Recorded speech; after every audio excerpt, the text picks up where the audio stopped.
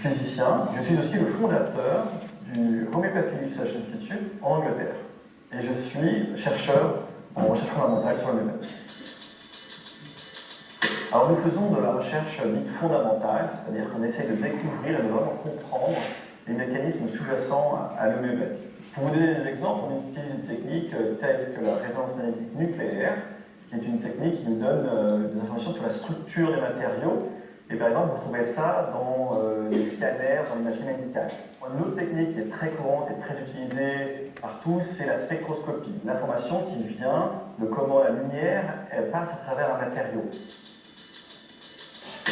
On se sert de cette technique de recherche pour détecter des différences entre les dilutions homéopathiques et les solutions de départ.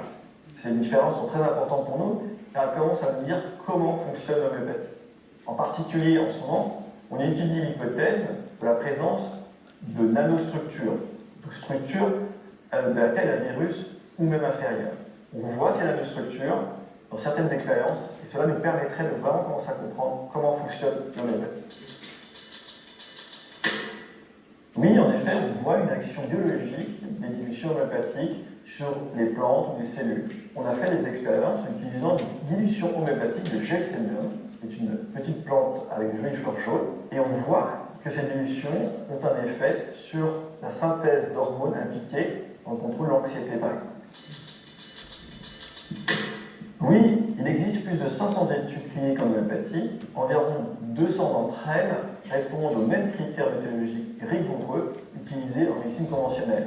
En particulier, les études dites randomisées contre placebo, qui sont couramment utilisées pour étudier les médicaments conventionnels. Ces études sont méthodologiquement identiques à celles utilisées en médecine conventionnelle et 40% d'entre elles présentent des résultats positifs, qui est très comparable à ce qu'on retrouve en médecine conventionnelle.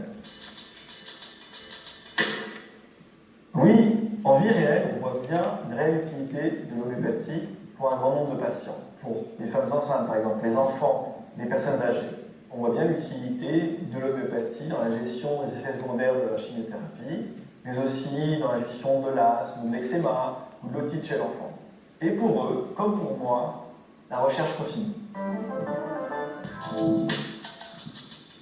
Voilà ce petit point sur l'homéopathie par Alexander Tournier, l'occasion de vous rappeler